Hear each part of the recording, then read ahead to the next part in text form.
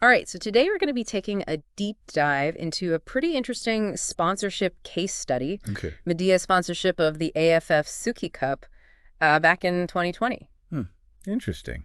Yeah, at first glance, you might think, like, what's the connection between, like, home appliances and football, right? Yeah, But that's what we're here to unpack. absolutely. So the AFF Suzuki Cup, for those maybe not familiar, it's a pretty big deal for football fans. Yes. It's a biennial international football competition, and it determines the champion of Southeast Asia. I see. So big, passionate fan base there. Yeah, for sure.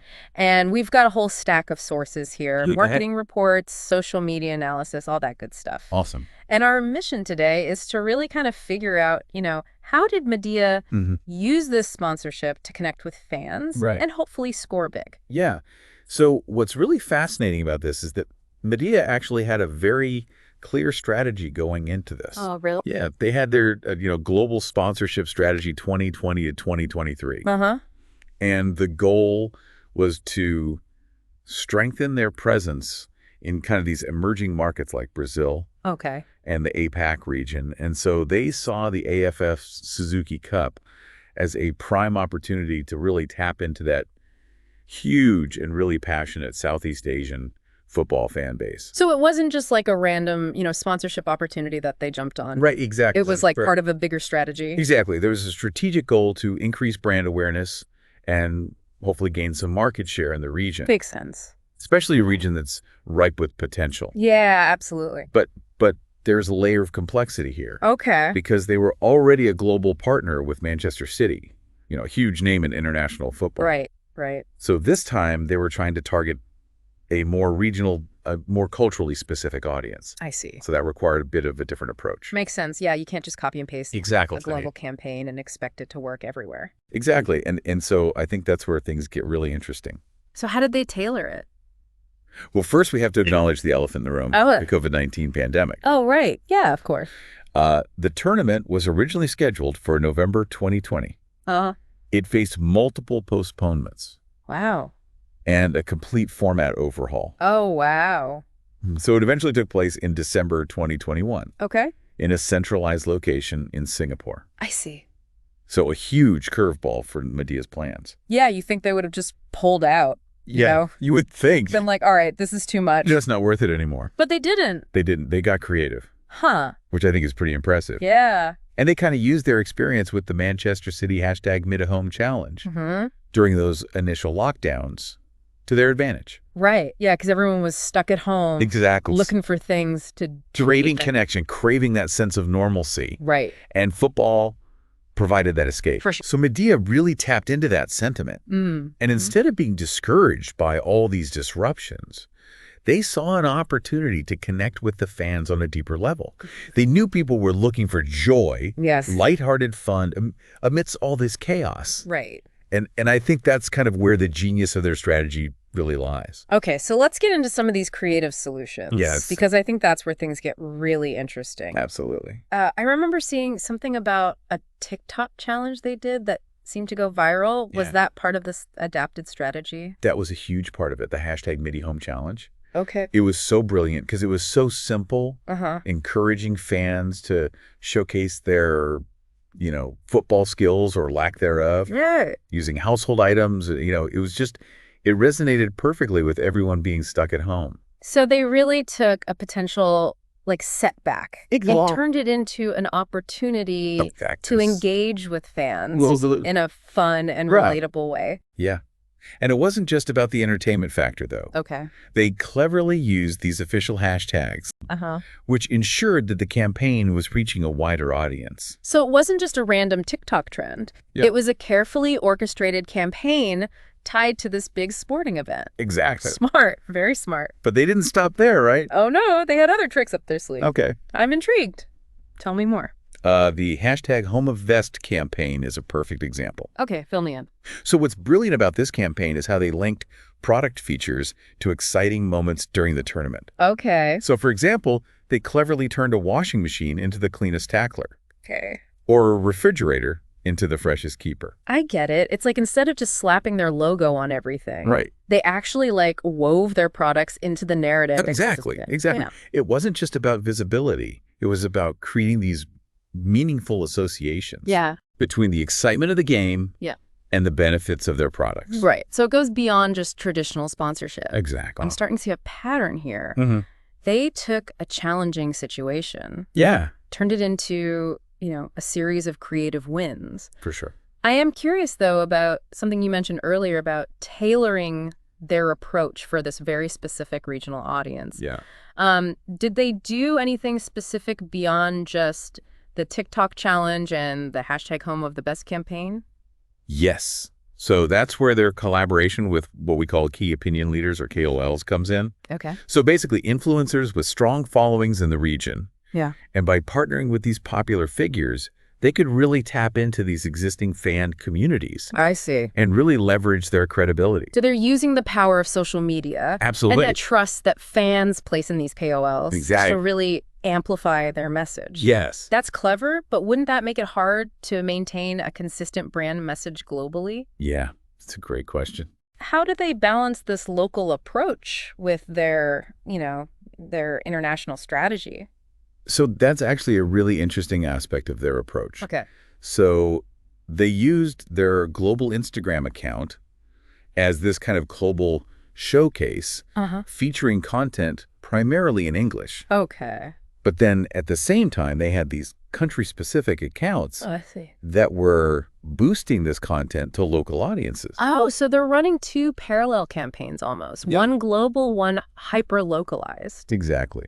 Wow, that's really interesting. Yeah. They were determined to make this work. Yeah, absolutely. It sounds these volumes about their commitment and their adaptability. Right, because they didn't just throw money at a sponsorship and hope for the best. No, they didn't. They really planned strategically, adapted creatively, and it seems like they executed pretty brilliantly. I think so too. Okay, so we've established they were proactive, resourceful in navigating, all the challenges of the pandemic. Yeah. But did it actually translate into success?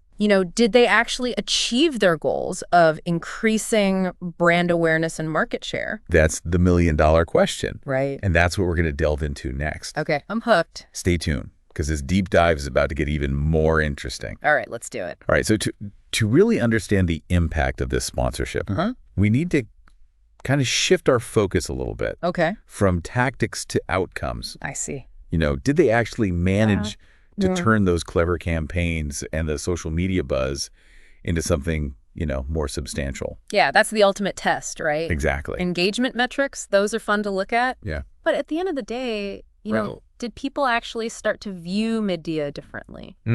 Did they choose their products over competitors? Just did they move the needle on brand perception and consumer behavior? Yeah. And that's where it gets a little tricky to measure. Yeah, it's not an exact science. You can't directly correlate a TikTok video to a spike in refrigerator sales. Yeah. Brand building is a much more subtle and long-term game. Yeah, it's about those positive associations. Absolutely. Building that trust. Becoming a brand that people genuinely prefer. Yeah. Not just a name they recognize. Think about it this way. Okay. Imagine, a family in Vietnam glued to the TV during like a nail-biting AFF Suzuki Cup match. Yeah. Tensions are high. Everyone's on the edge of their seats. Okay, I can picture it. And then their favorite player makes this incredible save. And boom, a media ad appears celebrating the coolest save with their latest air conditioner. Oh, I love that. You see, that's great. In that moment, Medea isn't just another appliance brand. Yeah. They're part of the celebration. Right. They're part of the cultural fabric of the AFF Suzuki Cup. So they're playing on a deeper level, right? Absolutely. Like tapping into that sense of collective pride. Yeah, that passion. The excitement that surrounds football in Southeast Asia. Exactly. Very clever. But did it translate into like measurable results? Well, so while we don't have access to Medea's internal data, right, we can look for clues. Okay. Their social media engagement during the tournament is a pretty good indicator. Right.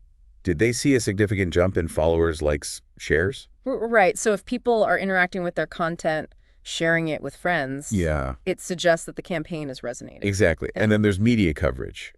Did Medea sponsorship attract attention from, news outlets, Right. blogs, industry publications. Yeah, because positive press can amplify the message. Exactly. Right. Reach a much broader audience. It's like a stamp of approval, right? Yeah, exactly. Third-party validation. From a trusted source. Exactly. Yeah. And while it's difficult to quantify, Yeah. word-of-mouth marketing can be hugely impactful. Right. Especially within passionate communities like football fans. For sure. So did people start talking about media in the context of the AFF Suzuki Cup? Right. Did they see it as a brand that understands and supports their passion? Okay, so even without concrete sales figures, Right. there are ways to gauge the effectiveness of the campaign. Absolutely. It's about piecing together those different indicators, looking for patterns and trends. Exactly. And, going back to your earlier question about balancing those local and global strategies, I think that's one of the most remarkable aspects of Medea's approach. Okay.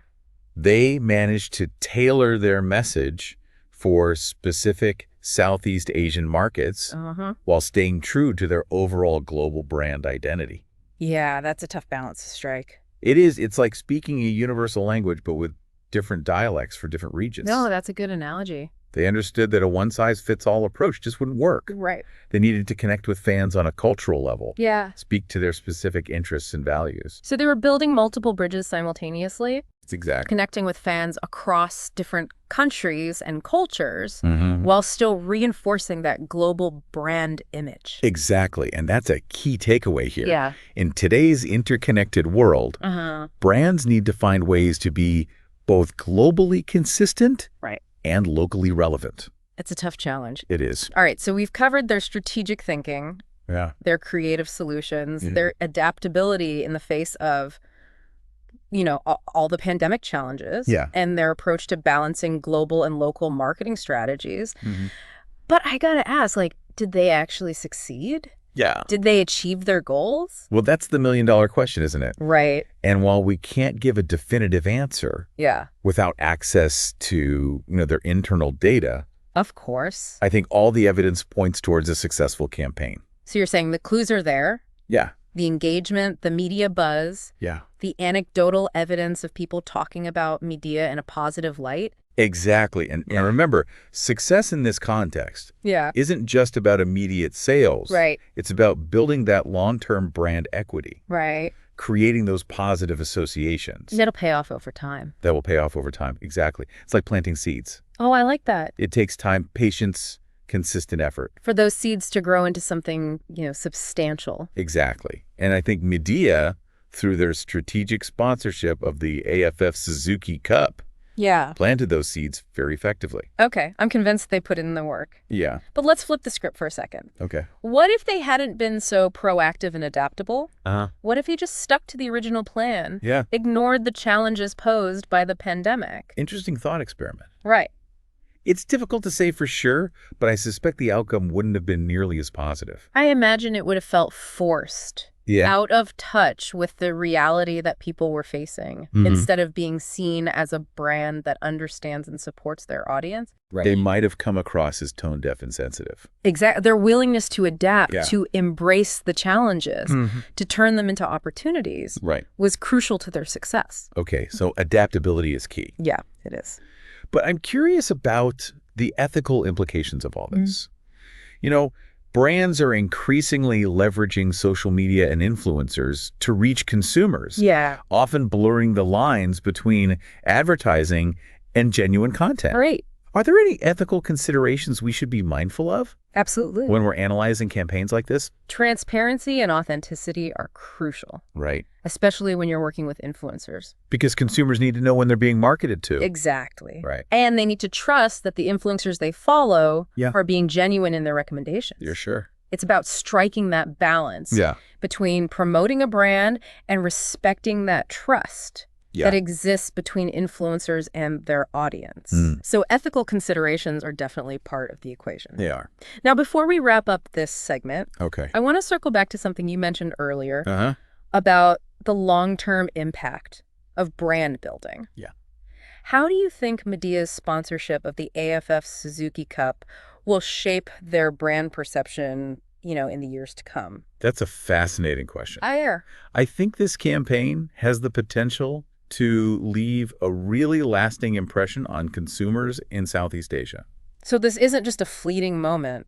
I don't think so. Of marketing buzz? No. It could have a more enduring effect on how people view the brand. Exactly, by aligning themselves with such a powerful passion point like football. Right.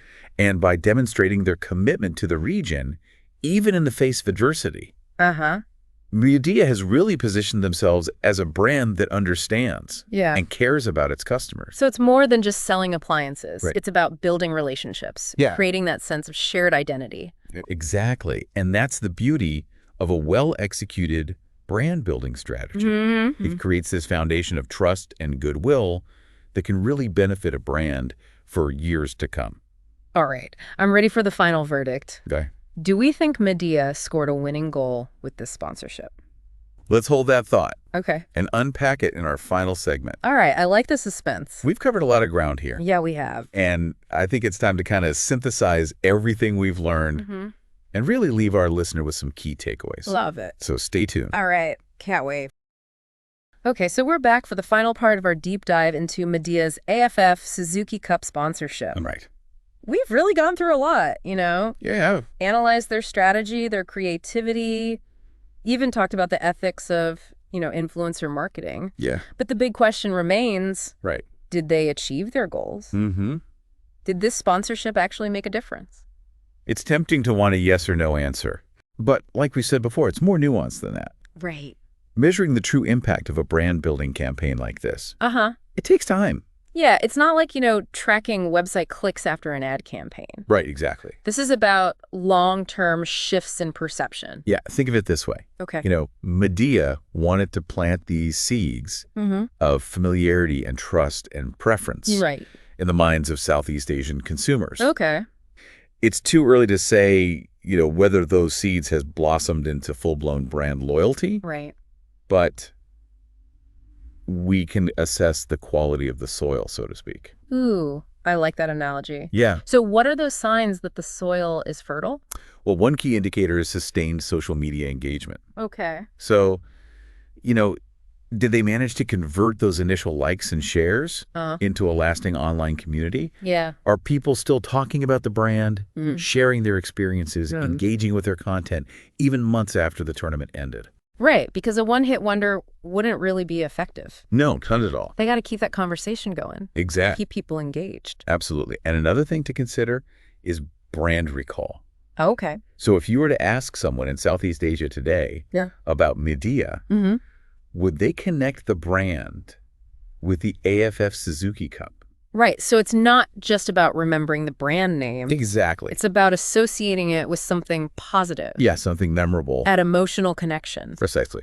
So if Midea succeeded in, weaving their brand into the fabric of the tournament, becoming a part of that shared experience, that emotional roller coaster, then they've really achieved something special.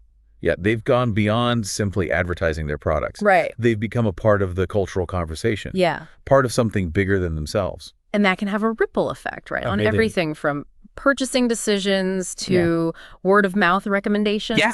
Okay, I'm starting to see the bigger picture here. Yeah. It's not just about those immediate results. Right. It's about creating that foundation for long-term success. Exactly. But, let's be real. There's always an element of risk with any marketing campaign. Of course. What if, despite all their efforts, the sponsorship doesn't have the impact they were hoping for? Right.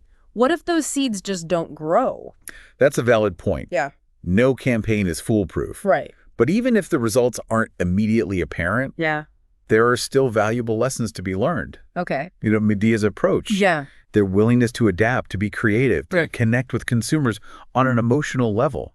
That's something that all brands can learn from. So it's kind of a win-win. In a way, yeah. Even if they don't see a massive spike in sales right away, they've gained valuable experience, insights into the market, maybe even strengthened their internal marketing capabilities. Absolutely. And let's not forget those intangible benefits. Yeah.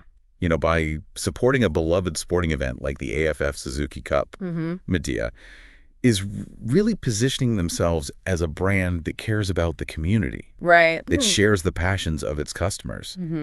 And that kind of goodwill can be invaluable in the long run. It was like they're saying, hey, we're not just here to sell you something. Yeah. We're here to celebrate with you. Exactly. Be part of something special. And that message, delivered authentically and consistently, can create such a powerful bond between a brand and its audience. Absolutely. All right, so we've covered a lot in this deep dive. Yeah, it's been a good one. Gone through Medea's strategic thinking, their creative solutions, their adaptability, and the long-term implications of all their brand-building efforts. That's impressive.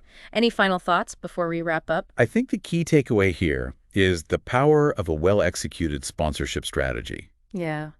Medea didn't just throw money at a popular event. Right. They were thoughtful, they were creative, and they had a deep understanding of their target audience. They really saw an opportunity to connect with consumers. Yeah, on a deeper level. To become a part of something meaningful, and they really went for it. They did, and that's a lesson that all brands can learn from. Right. You know, no matter the industry or size. Yeah. It's not just about being visible. It's about being relevant, engaging, and authentic. It's about building those relationships, creating shared experiences, and ultimately earning a place in the hearts and minds of your customers. Well said. And on that note, we'll leave you with one final question to ponder. Okay. What other unconventional sponsorships have you seen recently? And what lessons can we draw from them? Good question. We encourage you to keep exploring, keep questioning, keep diving deep into this fascinating world of branding and marketing. Absolutely. Until next time. So what can someone like me learn from this? I'm not a branding expert. That's a great question. And that's actually something Brando really cares about, teaching and inspiring people. He started this company called the Brando Group. The Brando Group. Yeah. They help brands figure out who they are, create campaigns, and even do team building. So if I'm feeling stuck, I can call up Brando and be like, help me find my inner challenger brand. Exactly. And if you just want to learn more from him, he has this great podcast called B+. B+? Yeah, where he talks about everything he's learned about branding. B+. Like we can all be better. I like that. So for everyone listening who wants to check it out, where can they find it? It's like he say, don't just be good, be better. And that's something we can all use, right? Not just in branding. Yeah, for sure. Whether it's our lives, our jobs, or even just how we deal with everyday stuff, that idea of always trying to improve can make a huge difference. Right. It's about pushing ourselves, trying new things, and being open to things that might surprise us at first. This whole deep dive has been full of surprises. It has. It just shows that sometimes doing things differently gets the best results. That's what's so great about Brando. He doesn't follow the rules. He makes his own. Yeah. He sees what others miss, and he takes risks. That's a good lesson for all of us. So for our listeners who are feeling inspired, what's one thing you'd tell them based on what we've learned? What's the takeaway from this whole thing? Don't be afraid of the unexpected. You know, look for those challenger brands in your own life, those chances that seem a little different or weird. You never know where they might take you. This has been a great deep dive. It has. We've learned so much about how Brando thinks about brands, the power of working together, and how important it is to make a positive impact. What stands out to you from all of this? What surprising things could you try to reach your goals? Think about that as you go back to your day. Until next time, keep exploring and keep reaching for B+.